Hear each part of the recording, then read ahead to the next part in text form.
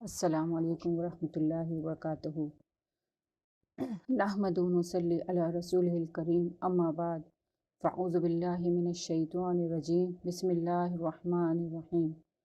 Rabbi इश्रह ली सदरी व यस्सिर ली अमरी वहलुल उक़्दतम मिन लिसानी यफ़क़हू क़ौली। Rabbi ज़िदनी इल्मा, rabbi ज़िदनी इल्मा, rabbi ज़िदनी इल्मा। अल्लाहुम्मा फ़क़्क़िहना फ़िद्दीन, अल्लाहुम्मा फ़क़्क़िहना फ़िद्दीन, अल्लाहुम्मा फ़क़्क़िहना फ़िद्दीन। रब्बी यस्सिर वला तुअस्सिर व तम्मिम बिल खैर, आमीन या रब्बुल आलमीन। आज आपका सूरह बकरा का 52 नंबर आयत से स्टार्ट होगा। पिछला थोड़ा सा रिवाइज़ कर लें इतना। तो क्या था पिछली बार? अल्लाह ताला ने 2 वाक़या बताए थे आप। पहला तो ये था कि वो कत्ल कर देते थे तुम्हारे बेटों को और छोड़ देते थे औरतों को, ठीक है। फिर सेकंड था कि अल्लाह ताला ने बनी इसराइल को निजात देने के लिए समुंदर को फाड़ दिया था और वहाँ से बनी इसराइल फ़िलिस्तीन में दाखिल हुए। फिर अल्लाह ताला ने एक और चीज़ इसमें बताई थी पिछले सबक में कि अल्लाह ताला ने मूसा अलैहिस्सलाम को भेजा 40 बुलाया अपनी तरफ 40 रातों के लिए। और जब वो चले गए मूसा अलैहिस्सलाम तो पीछे से बनी इसराइल ने क्या करा, बछड़ा माबूद के लिए अपना बछड़ा बना लिया। और अल्लाह ताला ने कहा कि ये इन्होंने क्या करा था, बहुत बड़ा जुल्म करा था, यानी कि जुल्म अजीम, यानी कि शिर्क कर दिया था बछड़ा बना के। तो बछड़ा हमने पिछली बार समझा था, ठीक है। वो मैं इतना नहीं आप आज यहाँ पर बताऊँगी। अब आगे का सबक स्टार्ट करते हैं।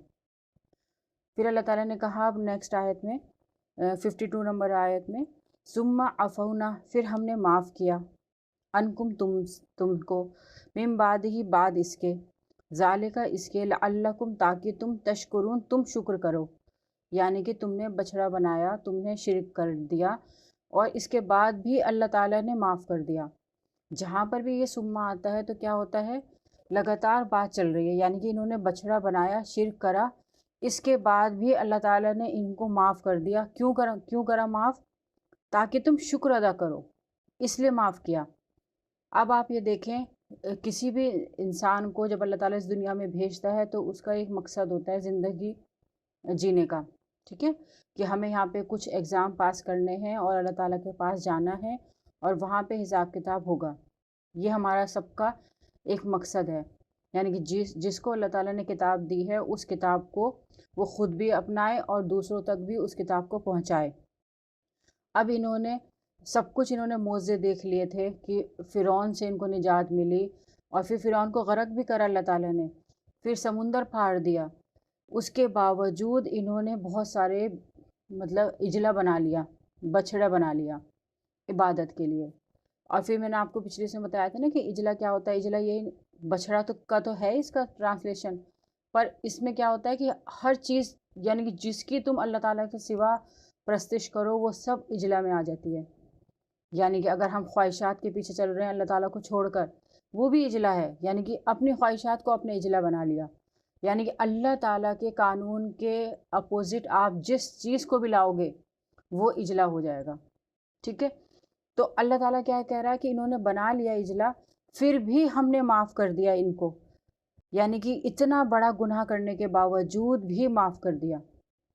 और आपको ये पता है कि जो कबीरा गुनाह होते हैं वो अल्लाह ताला माफ़ नहीं करता जब तक कि वो तौबा ना कर लें हम। तो अब मैंने आपको बताया था ना कि मिरर की तरह देखना है ये बनी इसराइल के जितने भी वाक़यात आ रहे हैं।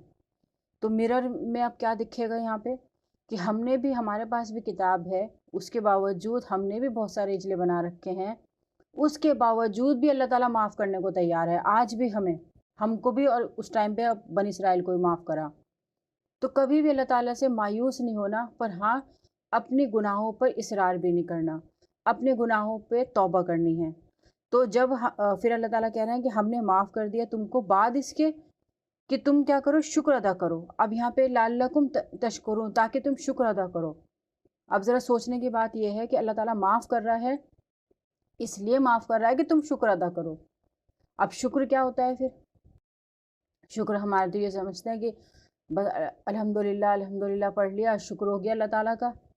शुक्र यहाँ पे अल्लाह ताला क्या चीज़ कह रहा है? शुक्र نیکسٹ آیت میں بھی دیکھیں سمجھ میں آئے گا آپ کو. وَإِذْ آتَيْنَا مُوسَىٰ، اور جب ہم نے عطا کری موسیٰ علیہ السلام کو کتاب، اور وہ کتاب کیسی تھی؟ والفرقان، جدا کرنے والی تھی. لعلکم، تاکہ تم تہتدون، تم ہدایت پاؤ. تو اب شکر کیا ہو گیا کہ جو اب اللہ تعالیٰ نے، اب دیکھیں موسیٰ علیہ السلام 40 راتوں کے لیے گئے تھے اللہ تعالیٰ کے پاس. وہاں سے اللہ تعالیٰ نے انہیں کتاب دی تھی تورات، جو تختیاں موسیٰ علیہ السلام لے کے آئے تھے. ان تختیوں پہ کیا تھا؟ ہدایت کے قانون لکھے ہوئے تھے. تو اللہ تعالیٰ کیا کہہ رہا ہے؟ چلو ابھی تم نے اجلا بنا لیا، ابھی تمہارے پاس کتاب نہیں تھی نا، اب تم نے معافی مانگی ہے، تو اب اللہ تعالیٰ معاف کر رہا ہے. اس لیے معاف کر رہا ہے کیونکہ اب اللہ تعالیٰ تمہیں ہدایت کا ایک ذریعہ بتا رہا ہے. اس سے پہلے جب انہوں نے اجلا بنایا تھا، ان کے پاس کوئی کتاب نہیں تھی. تو اللہ تعالیٰ کہہ رہا ہے چلو تم نے غلطی کری، غفلت میں کر دی، کچھ کر دیا، اب اللہ تعالیٰ تمہیں معاف کر رہا ہے. اس لیے معاف کر رہا ہے کہ تم شکر کرو. کس چیز کا شکر ادا کرنا ہے؟ اس کتاب کا شکر ادا کرنا ہے. کیوں کرنا ہے اس کتاب کا شکر ادا؟ کیونکہ یہ کتاب ہمیں ہدایت دیتی ہے. کس چیز کی ہدایت دیتی ہے؟ سیدھے راستے کی طرف. جیسے آپ آج کل نہیں گوگل میپ پہ ڈیسٹینیشن ڈالتے ہیں کہ اچھا یہاں جانا ہے فلاں جگہ، پھر وہ گوگل میپ آپ کو راستہ بتاتا ہے. تو سمجھ لیں یہی چیز یہاں پہ بتائی جا رہی ہے کہ اب تمہیں، اس سے پہلے تمہیں پتہ نہیں تھا، اب تمہیں کیا ہو رہا ہے؟ گوگل میپ یعنی کہ کتاب آپ کو صحیح راستہ بتائے گی، جس راستے پر چل کر آپ اللہ تعالیٰ کو پا سکتے ہیں. اسی لیے شکر ادا کریں اس کتاب کا. اور کتاب کا مقصد بھی اللہ تعالیٰ نے یہاں بتایا تاکہ تم ہدایت پاؤ، تاکہ تم سیدھا سیدھا چل سکو، بھٹک نہ سکو. اب دیکھیں نا گوگل میپ پہ جاتے ہیں تو بالکل سیدھا سیدھا راستہ بتا دیتا ہے، وہ آپ کو ڈیسٹینیشن تک پہنچا دیتا ہے. بالکل یہی چیز قرآن کرتا ہے، ہمیں سیدھا راستہ بتاتا ہے اور غلط راستوں سے بچاتا ہے. تو قرآن کا مقصد یا کتاب کا مقصد یہ ہوتا ہے کہ ہم ہدایت پا جائیں. پھر آپ کو یہ یاد رکھنا پڑے گا کہ ہدایت پانے کے لیے آپ کو پتہ ہونا چاہیے کہ ہمیں کہاں جانا ہے. آپ گوگل میپ جب تک آپ ڈیسٹینیشن نہیں ڈالیں گے وہ آپ کو ہدایت نہیں دے گا. اسی طرح ہمیں، جب ہم دنیا میں ہیں تو ہمیں بھی اپنی ڈیسٹینیشن طے کرنی پڑے گی کہ مجھے اللہ تعالیٰ تک پہنچنا ہے، جنت کمانی ہے. جب آپ یہ کریں گے، جب جا کے آپ کو ہدایت ملے گی، اس کے علاوہ نہیں. جب آپ کو پتہ ہی نہیں کہ مجھے اللہ تعالیٰ کے پاس جانا ہے، حساب کتاب دینا ہے، تو آپ کیا ڈالیں گے، کیا کریں گے؟ آپ تو بلکہ دنیا آج کل آپ آس پاس دیکھیں، انہیں ہدایت کی ضرورت بھی نہیں ہے. جبھی تو وہ قرآن نہیں پڑھتے، جبھی تو وہ قرآن کو سمجھ کے نہیں پڑھتے، کیونکہ انہیں پتہ ہی نہیں کہ ہمیں ہدایت چاہیے. انہیں پتہ ہی نہیں کہ ہمیں کرنا کیا ہے اس دنیا میں آ کر. تو اللہ تعالیٰ یہاں پہ وہی چیز آپ کو سمجھا رہے ہیں کہ اللہ تعالیٰ کو ہم نے موسیٰ علیہ السلام کو کتاب دی، اور وہ کتاب کیا تھی؟ فرقان تھی. فرقان کیا ہوتا ہے؟ غلط اور صحیح میں ڈفرینس بالکل واضح ہو جائے، بالکل الگ الگ کر دے اللہ تعالیٰ، کیا صحیح ہے کیا غلط ہے. اس میں کوئی کنفیوزنگ نہیں ہونا چاہیے. اتنا آسان دین ہے ہمارا. قرآن بھی یہی کام کرتا ہے. قرآن کا بھی ایک نام فرقان ہی ہے کہ ہمیں یہ سیدھا سیدھا سچا بتاتا ہے کہ اچھا یہ کرو یہ نہیں کرو. تو قرآن کتاب کا مقصد ہی یہی ہوتا ہے کہ وہ آپ کو بالکل صحیح چیز بتا دے. اور کیوں بتا دے؟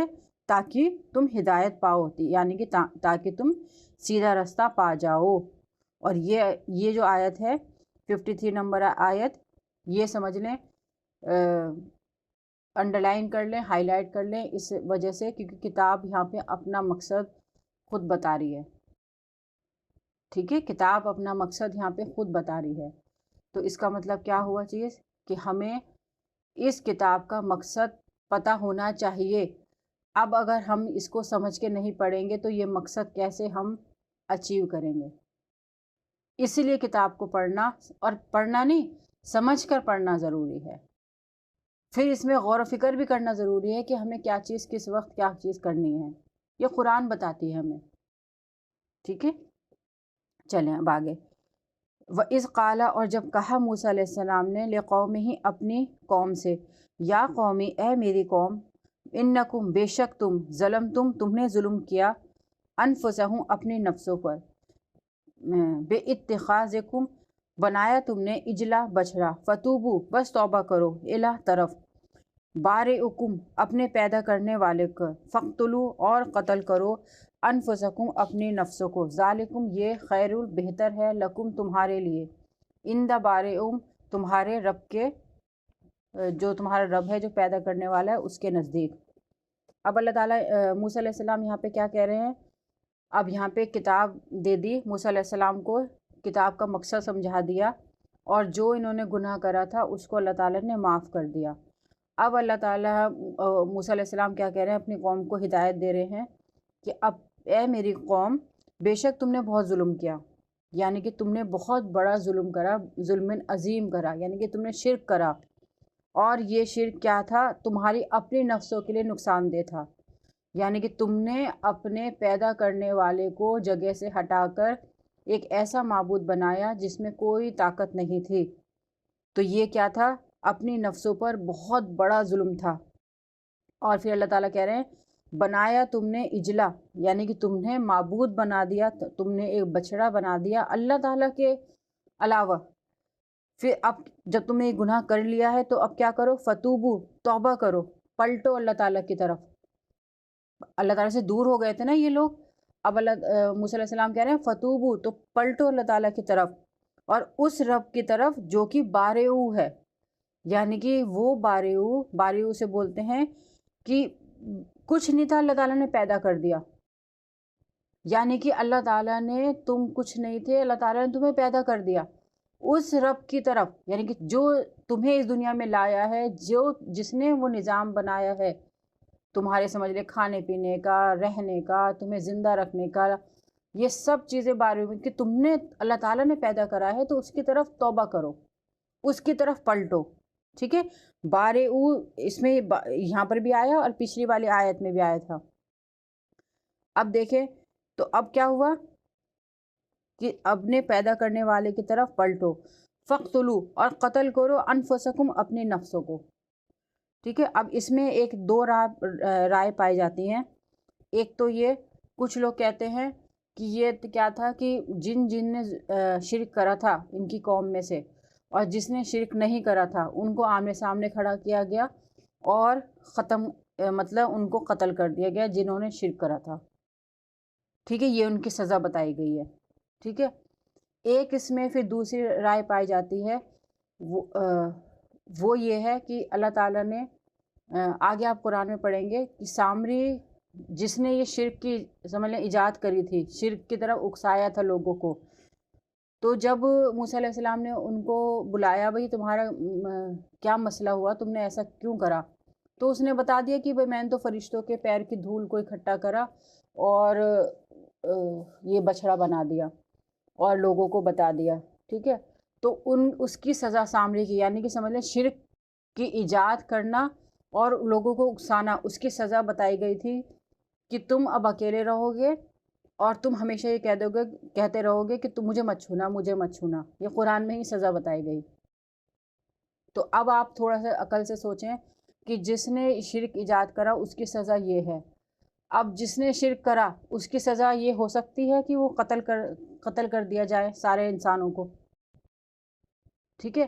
اور اس سے پہلے آیت میں دیکھیں اللہ تعالیٰ نے کیا تھا، ثم عفونا، اللہ تعالیٰ نے معاف کر دیا تمہیں۔ تو یہاں پہ پھر اب یہاں پہ فقتلوا انفسہم سے کیا مراد ہے؟ تو اس سے مراد یہ میں نے کہا ایک طرح تو یہی ہے کہ قتل کر دیا، دوسری رائے یہ ہے کہ یہ جو قتل کرنا ہے فقتلوا انفسہم، یہ کیا ہے؟ استعارے کی زبان ہے، مطلب ایسا بتایا گیا ہے جیسے ہماری نفس میں یہ چیزیں خرابی آ جاتی ہے نا کہ ہم کسی اور کے اوپر ڈیپینڈ ہونا شروع کر دیتے ہیں، یا کسی اور کو اللہ تعالیٰ کے علاوہ، یا اللہ تعالیٰ کی پاور کسی اور میں دیکھنے کی کوشش کرتے ہیں۔ تو یہاں پہ کہا تھا نا کہ تم نے اپنے نفس کے ساتھ ظلم کرا، آیا تھا نا ظلمتم انفسہم، تم نے اپنی نفس کے ساتھ ظلم کرا، تو اب وہ جو نفس تھی اس کو قتل کرو، یعنی کہ اس کو اپنے دل و دماغ سے نکال دو، وہ جو خرابی یا وہ آ گیا تھا، ملاوٹ آ گئی تھی، اس کو اپنے اندر سے نکالو.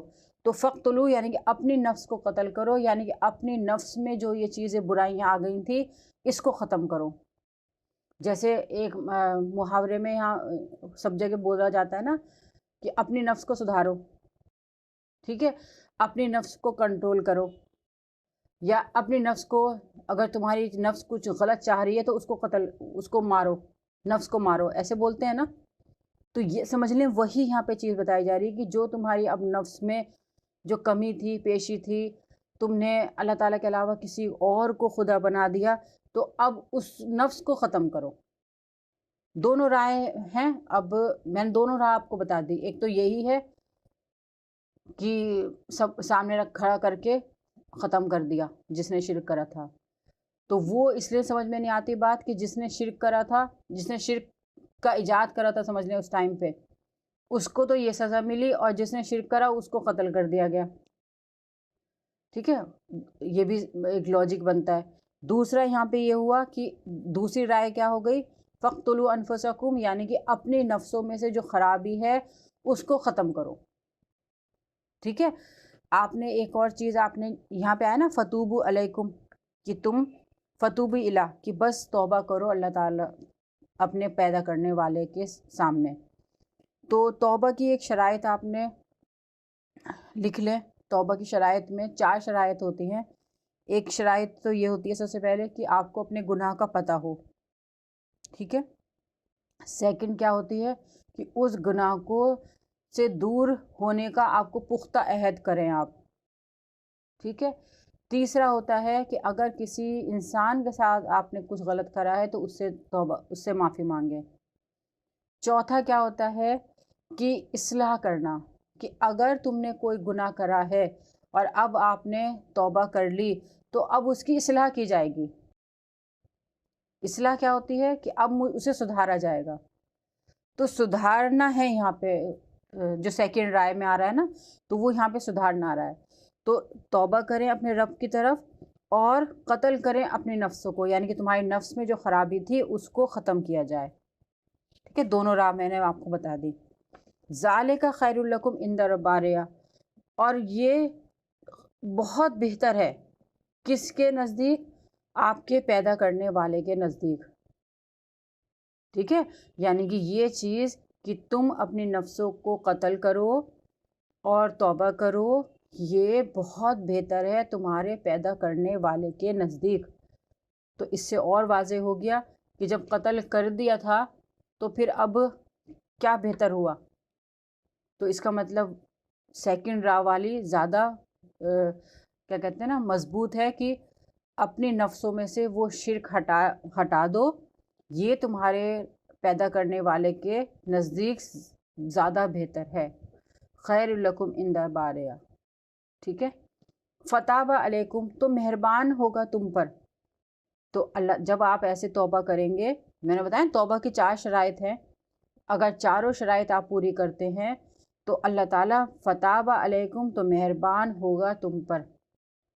جب بندے کے لیے آتا ہے توبہ تو کیا ہوتا ہے پلٹنا، اور جب اللہ تعالیٰ کے لیے فتابہ آئے تو کیا ہوگا مہربان ہوا. اسے آپ ایسے سمجھیں کہ جیسے ہی آپ نے کوئی گناہ کرا، شرک کرا یا کوئی اور گناہ کرا، آپ نے سمجھ لیں اللہ تعالیٰ سے منہ پھیر لیا. ٹھیک ہے. اللہ تعالیٰ سے منہ پھیر کے آپ نے یہ کام کرا، اللہ تعالیٰ نے بھی منہ پھیر لیا، آپ سے توجہ ہٹا دی. جیسے ہی آپ نے توبہ کری، یعنی کہ اپنا رخ اللہ تعالیٰ کی طرف کرا، فوراً اللہ تعالیٰ نے بھی آپ پر مہربانی عطا فرما دی، فوراً پلٹ آیا اللہ تعالیٰ بھی. تو آپ یہ دیکھیے کہ میرا رب جو مجھے پیدا کرنے والا ہے کتنا شفقت والا ہے، کتنا غفور الرحیم ہے، کہ اگر میرے سے بڑا گناہ بھی ہو گیا تو کیا ہوگا، جیسے ہی میں توبہ کرتی ہوں فوراً اللہ تعالیٰ اپنی رحمت میں ہمیں لے لیتا ہے، چاہے میں نے کتنے گناہ کیے ہوں. پر توبہ کی 4 شرائط ہونی چاہیے پوری، کہ آپ کو پتہ ہونا چاہیے کہ میں نے کیا گناہ کرا، پھر اس پہ ندامت بھی ہو، پھر اگر کسی انسان کے ساتھ ہو تو اس سے معافی بھی ہو اور اصلاح بھی ہو. یہاں پہ کیا ہوئی تھی، وہ شرک کی سمجھ لیں بتائی جا رہی ہے نا توبہ، تو تو شرک کیا ہے؟ ظلم کبیر. تو جب ہم نے اتنا بڑا شرک کر دیا اور اللہ تعالیٰ سے فوراً معافی مانگ لی کہ ہائے میں نے تو اتنا بڑا غلطی کر دی، اللہ تعالیٰ ناراض نہ ہو جائیں، اور یہ تو میں نے بہت بڑا ظلم کر دیا. جیسے ہی آپ اللہ تعالیٰ کی طرف پلٹیں گے سچے دل سے، فوراً اللہ تعالیٰ آپ کو اپنی رحمت میں ڈھانپ لے گا. یہاں پہ وہی چیز آ رہی ہے، فتاب علیکم، تو مہربان ہوا اللہ تعالیٰ تم پر، انہو، بے شک وہ، ہوا تواب الرحیم، بے شک وہ بہت توبہ قبول کرنے والا اور بہت رحم کرنے والا ہے. دنیا میں آپ دیکھیں کوئی گناہ کر دے یا کوئی غلطی کر دے، کوئی پوری عمر کوئی معاف کرنے کو تیار نہیں ہوتا، ہر وقت اس کو سمجھ لیں بار بار ریپیٹ کرتا رہے گا آپ کو گلٹ میں لانے کے لیے. ایک اللہ تعالیٰ ایسی ذات ہے کہ آپ نے اس کے ساتھ، اللہ تعالیٰ کے ساتھ شرک کر دیا، اس کے باوجود وہ معاف کر دیتا ہے، تواب الرحیم ہے. تو جب انسان معاف نہیں کرتے تو سوچیں وہ کیا کر رہے ہیں، وہ تو اللہ تعالیٰ سے بھی نعوذ باللہ اوپر ہونے کی کوشش کر رہے ہیں. تو جب بھی آپ میں بھی ایک یہ خوبی پیدا ہونی چاہیے کہ اگر کسی سے کوئی گناہ ہو گیا، چاہے کتنا بڑا گناہ ہو گیا ہے، اس کو ایک پلٹنے کا موقع تو دیں. پھر اگر وہ پلٹ آتا ہے تو پھر اس کی قبول کریں اس کی توبہ کو. یہ نہیں کہ ہر وقت یہ کہتے ہیں دیکھو تم سے اس وقت کوئی گناہ ہوا تھا نا، تم نے وہ کرا تھا نا، ہر وقت گلٹ نہیں دلانا. آپ کو اللہ تعالیٰ سے بھی بڑے ہوگا نعوذ باللہ. اللہ تعالیٰ یہاں پہ کہہ رہا ہے کہ وہ مہربان ہوا تم پر، اور بے شک وہ بہت توبہ قبول کرنے والا اور بہت مہربان ہے. آپ میں بھی یہ صفت آنی چاہیے کہ آپ بھی کسی کی توبہ کوئی پلٹ آئے تو اسے معاف کر دیں، پھر مہربان ہوں. یعنی کہ ہر وقت معاف بھی کر دیا اور ہر وقت گائے چلے جا رہے ہیں اس کے گناہوں کو، جہاں پر بھی بیٹھے اس کے گناہوں کو یاد کروا رہے ہیں، جہاں پر بھی آئے اسے بے عزت کر رہے ہیں. ایسا نہیں چلے گا اور کرنا نہیں چاہیے انسانوں کو. ٹھیک ہے، تو یہاں پہ آپ کو کیا کیا چیز سیکھنے کو ملی؟ ایک بہت بڑی سیکھ ملی ہے. اور شرک اللہ تعالیٰ خود قرآن میں بتایا اللہ تعالیٰ ہر ایک گناہ کو معاف کر دے گا، شرک کو معاف نہیں کرے گا، حتیٰ یہاں تک کہ وہ توبہ کر لے. یعنی کہ توبہ کر کے بڑے سے بڑا گناہ، یعنی کہ اللہ تعالیٰ کے نزدیک سب سے بڑا گناہ کیا ہے؟ شرک کرنا. تو جب سب سے بڑا گناہ اللہ تعالیٰ اور اس کے ساتھ ہو رہا ہے وہ شرک، جب وہ معاف کر سکتا ہے تو ہم کیوں نہیں معاف کر سکتے لوگوں کو؟ ٹھیک ہے، تو یہاں پہ سیکھ لینی ہے آپ کو. آج آپ کا یہیں تک ہے، 54 نمبر آیت تک. اللہ تعالیٰ ہم سب کو کہنے سننے زیادہ عمل کرنے کی توفیق عطا فرمائے. یا اللہ تعالیٰ ہماری توبہ کو قبول کرنے والا بنائے اور ہم پہ اپنی رحمت میں ہم سب کو ڈھانپنے والا بنائے. آمین یا رب العالمین. خدا حافظ. اللہ کے سپرد. اللہ تعالیٰ ہم سب کو اپنے امان میں رکھے. اللہم صلی علی محمد وعلی آل محمد.